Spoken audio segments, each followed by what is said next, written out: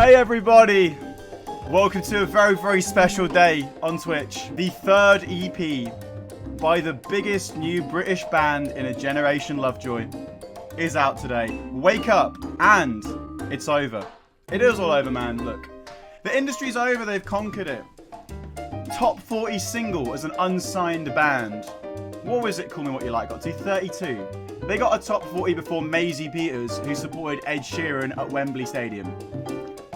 We're basically just watching Lovejoy do victory laps now.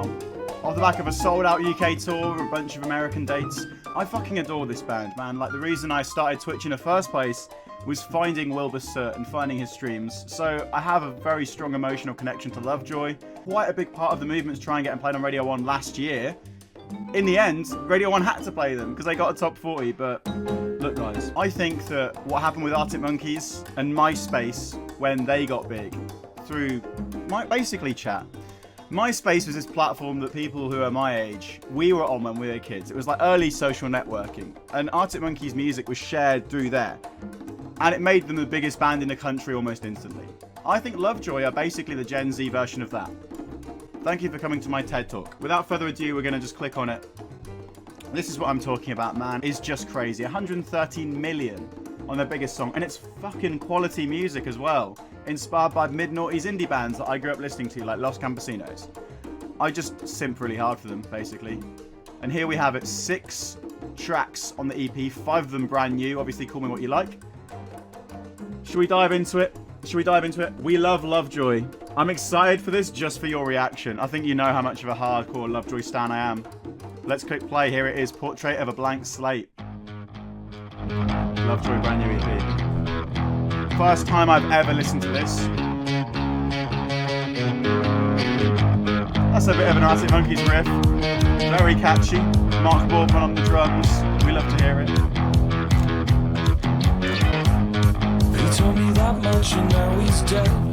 Told me to kill my indulgences with a sharp blow to the tempo. Pick up the phone, go and do everything he said. I love how distinctive Wilbur's voice is. His lyrics are basically poetry. I mean, we know from Dream SMP how good a writer he is. I feel at some point I broke my mind. I'm always searching the silence. He's not like an operatic singer, but he gets emotion into his vocal performance, which is what you want. We've heard that as far back as Your City Gave Me Asthma. I've never thought Lovejoy sounded like the Arctic Monkeys. Some dad on Twitter was trying to ratio me, saying they were an AM ripoff. I think this is the closest to Arctic Monkeys Lovejoy have sounded, but Wilbur's a lot more southern. The drop. I think Lovejoy should just drop a full-blown studio album at some point. I mean, Lucas, they could any time and it would get UK #1. I think what I would say is 3 EPs deep and scarcity. Scarcity is a real asset to have. It's like it makes your music more valuable. There is not that much Lovejoy out there right now, and that builds a crazy demand for them. And it's really smart and prudent to wait to fulfill that demand rather than just diving in and giving everyone like so much music they're kind of choked by it, like when Kanye West dropped Donda and it was just a mess. It is a really solid EP start. It just shows like as a whole band how good instrumentally they are. That was a very AM ending. I think we heard this one before. Track 2 on Wake Up and It's Over. You can call me what you like. That's where the grace of God goes you. What more can I say about this, man? When I ask if she's bored, yeah. This is my favourite Lovejoy song by a mile. I heard some live versions of it before it dropped, and the difference with the other songs on the EP is I haven't heard any versions of them live before, but I think this is just such a brilliantly written song for any band, never mind one with the platform Lovejoy have already. She called me. And you could kiss the skin from my lips if it makes you feel. I mean, even Brad tasting music like this song, not even knowing who Lovejoy were, so I think that just says all you need to know. And it's like Ash, Mark, Joe and Wilbur. It's not a one-man show for Wilbur. They're all proper musicians, and Wilbur formed this band not with like influencers, but with musicians around Brighton. That's why they're so good. And yeah, Wilbur's story tells and his lyrics, that's what makes his music have that extra pull. It's like way back in Jubilee Line, that's why everyone was sitting on the tube making viral TikToks of the audio, because it felt like you were anchored to the persona, the singer in his songs, which I guess is basically him. It's very autobiographical. And this is about him running around Brighton with a girl who might be trouble when she walks in.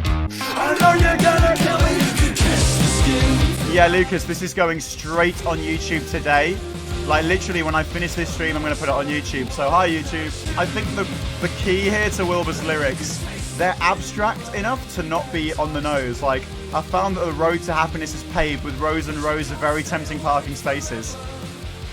By itself, that lyric doesn't really make sense, but the implications you can draw from it, like, I found that on the way to being happy, there are very tempting places that I can go to, which I could settle for but wouldn't make me happy. You can really analyze what he's doing here. And everything from here on the EP is brand new to me. Call me what you like. Biggest single of the year so far, easily. And up next is Consequences.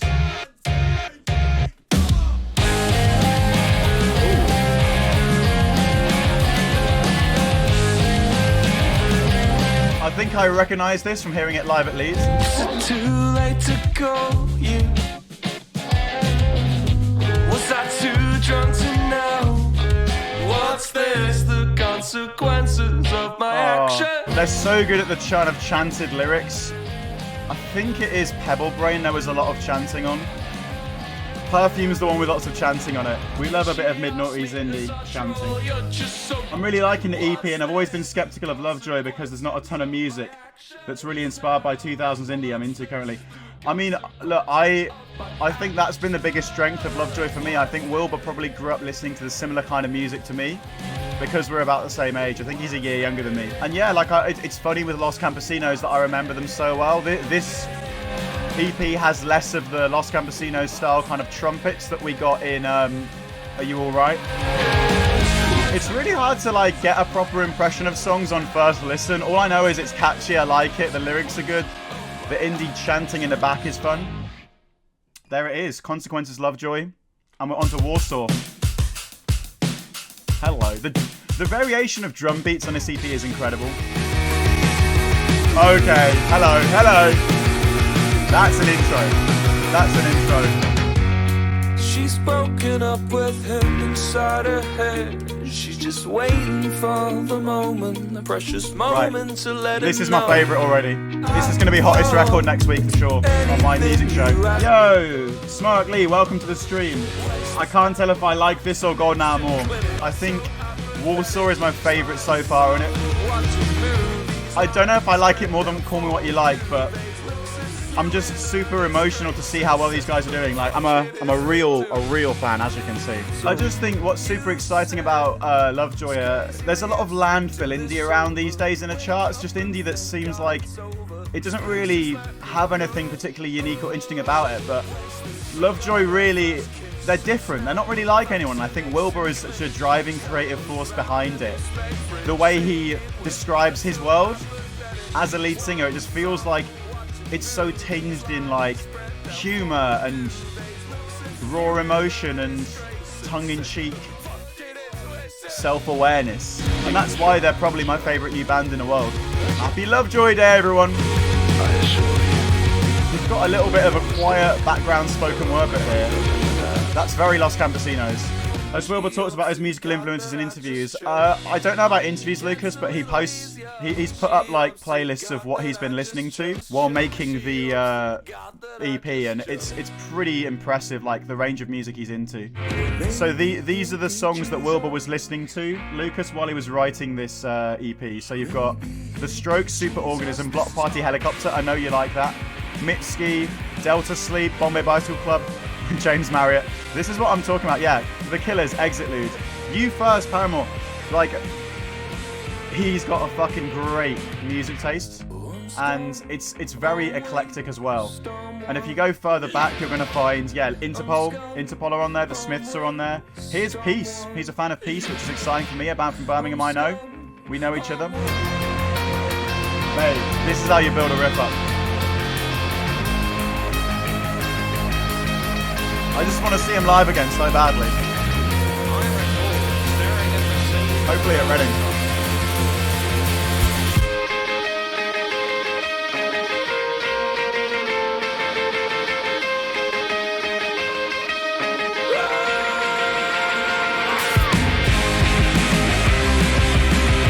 come up to the end of the EP, man. Well, I'm going to listen through this again because I think I want to get more than one listen before forming my opinion. But this is the one that was hidden from the fans and then was a nice little surprise. Badly photoshopped out by Wilbur. It's Golden Hour somewhere. Wilbur has a niche voice that sets the band out creatively. That's so facts, Lucas, so facts.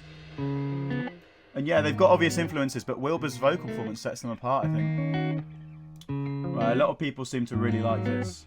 Is this what you needed? Is this what it's worth?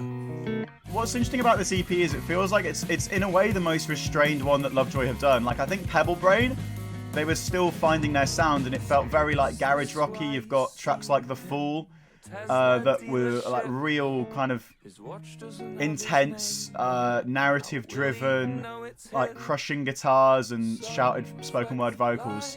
But you've also got You'll Understand When You're Older, which is like a big Arcade Fire, Los Campesinos inspired anthem.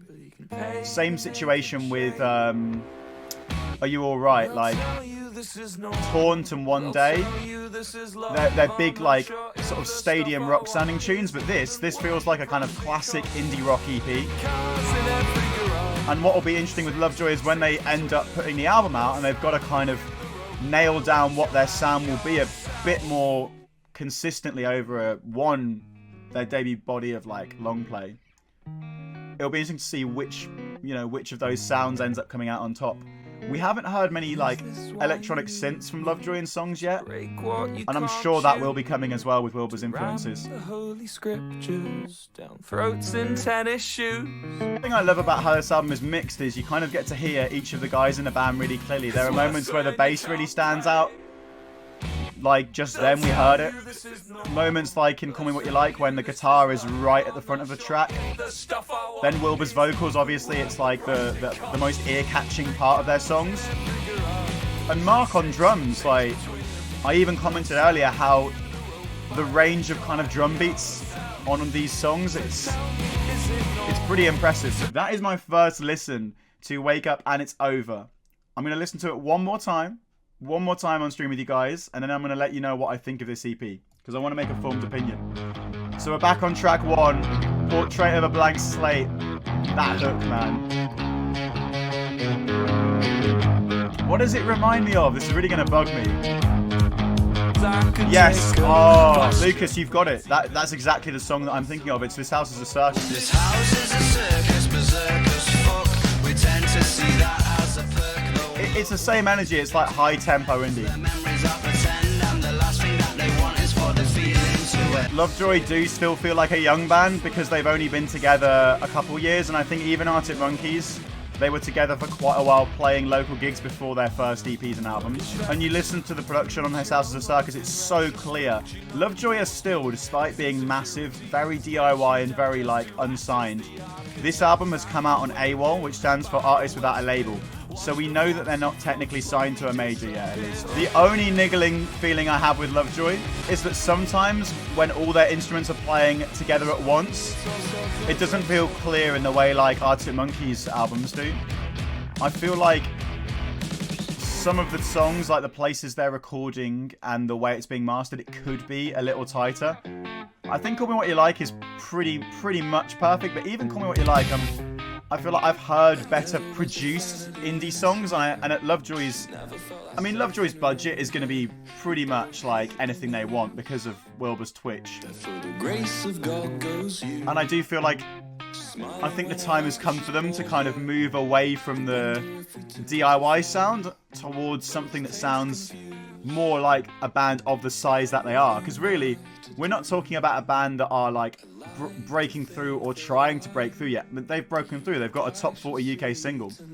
So I want to just see them like dominate now, basically, which is going to happen. That is what the major label, whenever they come for Lovejoy, can probably help them with. They can put them in touch with the really good producers who are going to let that full sound come out. Because like if you listen to The Strokes and you listen to Arctic Monkeys, you listen to Muse and the artists who've worked with like the best producers in the world, not just in the UK, those are the ones who can just bring out something a bit extra from the instruments, and it's not really like fully up to Lovejoy because it's not a member of the band but the person producing the song that's going to have that impact. What's this? consequences of my actions now. What's this? The consequences of my Now that is a really good sign. Like, I'm singing along with it on the second listen. This is why I wanted to listen to it twice. It takes a while. This is a really good song. This is a really good song. The drums from Mark on this are fucking fantastic. Cause I'm scum, I'm waste, I'm one. I'm scum, I'm waste. This EP, I can feel already. It's a bit more of a slow burner than Are You Alright? I still think the first album was more of a slow burner, but I think this one is the most. It's like there's subtle bits in the song, like the riffs, that it takes a while for them to just worm their way into your brain through the ear. But once they do, like, each of these songs has a lot of personality. And I think the thing that Lovejoy do so well is they pour personality into each song they release. And that's why they've done so well, because it's like every song has a strong reason to exist. Every song is interesting. It's trying to say something, not just like, oh god, how do we pass 3 minutes and fill the length on this EP? Hey, hey, hey, hey! Love that. And that's when the pits open. I really want to see Lovejoy at a festival, because I think at a festival they get crazy pits, but at their own gigs they won't get that, because it's like really hardcore fans at their own gigs who are queuing, and they're more there to kind of, you know, be close to the front and fixed on the music than to jump around. A Tesla dealership. A Tesla dealership. His watch doesn't have his name on. How will he know it's his? The sun. Wilbur hitting the bars on Elon Musk. Stuff I want is even worth the price it costs. Hey. 3 cars in every garage. And there we have it. Wake Up and It's Over, the brand new EP from Lovejoy. Oh, stop it. There. Now then, time for my verdict. What do I think about this EP? It's not like a nuclear bomb that's going to propel Lovejoy to like being bigger than Sam Fender. And I mean, you could make a fairly good argument that they're already bigger than Sam Fender in a way. Not for mainstream appeal, but certainly for the following they have globally, and the performance of their songs. They're certainly charting better than even Sam Fender has recently. I think this is the most like cohesive EP that Lovejoy have released. They're still finding their feet. They're on EP 3. It's also probably the one that's the slowest burner. It's not got like big anthemic stadium catchy choruses like Are You Alright? But it feels, compared to like Pebble Brain, which was obviously the first one, it's a lot more formed and a lot more sure of itself. Like for me, You'll Understand When You're Older was probably a bit of foreshadowing on Pebble Brain, and then the full showcase like how good Wilbur's lyrics could be, and that ended up being like reaching that ended up realizing and reaching its full potential in Call Me What You Like. I think it's just really exciting seeing them as a band. Like, we've got 23 million streams on Call Me What You Like. Listening to this EP, it does feel like Call Me What You Like is the kind of highlight of it. I love Warsaw, and that's definitely like on this listen the standout song for me. But I don't think anything else on this EP packs the same punch that Call Me What You Like does. So I'm not expecting like one of these songs to be released as a single and blow up huge in the way that Call Me What You Like has, and, you know, got a top 40 single. But, you know, if you're releasing an EP, a 6-song EP, as an unsigned indie band, to get a top 40 single, like, that is just a mind-blowing success. And it's again, you know, kind of showing what I've said about Lovejoy to be true. Like, I knew when I first saw them that they were tracking like literally 3,000% ahead on numbers of the biggest indie band I've ever like known personally at the same stage, which is a band called Riskus, whose first single was BBC Radio 1 Track of the Week through BBC Introducing. Like, to see Lovejoy get, you know, literally like thousands of times more streams than even them, who had performed much better than any other band I'd known before them. It just shows how powerful Lovejoy are. And this EP musically, it's like it takes a while to kind of get something unique from each song, but there is definitely something unique on each of these songs, like Wilbur's narrative storytelling through his lyrics, his vocal performance being very distinctive, and the whole band, clearly, they've been touring a lot together, they've been practicing a lot together, they work really well together. Do Ash, Joe, Mark and Wilbur. Like, each track, it feels like they've put a lot of work into where the instruments come in, where they cut out, where they intertwine. And yeah, like the stories that Wilbur tells, that there's a lot of kind of being young, being in love, like chasing after girls. But then there's some deeper social commentary, like there's always been with Wilbur's music and with Lovejoy as well. There's definite influences of bands like the Strokes and the Libertines in here, which is very cool. I grew up on that music. I think the Los Campesinos side is more like muted in this EP than it has been before, but it's just exciting to see Lovejoy starting to really hit their stride, because if we go way back on Twitter, okay, so on January the 2nd of this year, I said that Lovejoy are going to be like the biggest band of this year. I think they're going to be like the most important, a band that will shape the music industry around them and herald a new era of grassroots alternative guitar music in the UK. Watch them shining on Arctic Monkeys. I stand by that, statement from myself. Like, I knew very early when I saw Lovejoy that they'd already exceeded most of my benchmarks for what takes, what an indie band needs to do to be successful. So I think we're just looking at a band who can kind of do what they want now. Like, anything they put out is going to do pretty well. They're on a load of festivals, which is great because they've been signed to a good booking agent. And it's just a case of like, they've got this incredible fandom like built around them. Can that fandom become like something that has mass appeal to it as well as the cult following? Because Lovejoy have already got such a big cult following. They're basically like bigger than even indie bands who've been around years and years and years and have got number one albums. Indie bands don't get number one singles anymore. What's exciting about Lovejoy is they might be an indie band who can do that. When the first album comes out, who knows? Like, they're definitely not going to be done for 2023.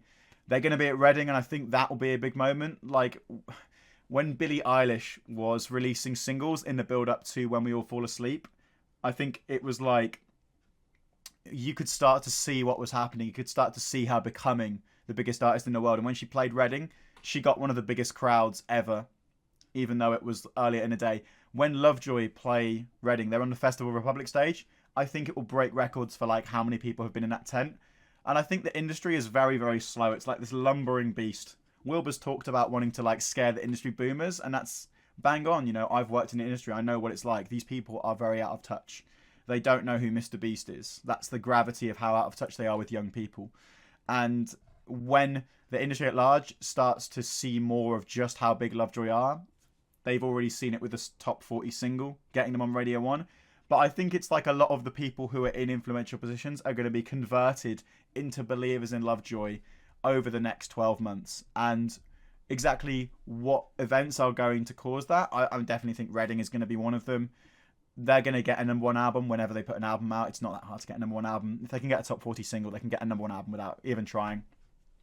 They might even be a quite big artist to number one, I think, because it just takes a passionate fan base to buy physical albums. And yeah, my thoughts on Lovejoy. Wake up, and it's over. It's a great EP. It's like a continuation of the band that I think have been the band of the year for me, and it's just been so rewarding to kind of follow them, not from the earliest days, but from before Call Me What You Like was out, from just last year when it was like trying to get them their first BBC Introducing play, and then us managing to get that with Melita Dennett playing. What was the song she played first? I think it was One Day. Like I remember the Model Buses campaign on Radio 1. It should, like, people at Radio 1 were aware of that. I know because they told me. But it didn't happen then. It's all happening now, and Spotify have got on board with our generation. Lovejoy and Rolling Stone. It's just a matter of time. People follow the money. Only I could stretch out a 20-minute EP into an hour-long stream.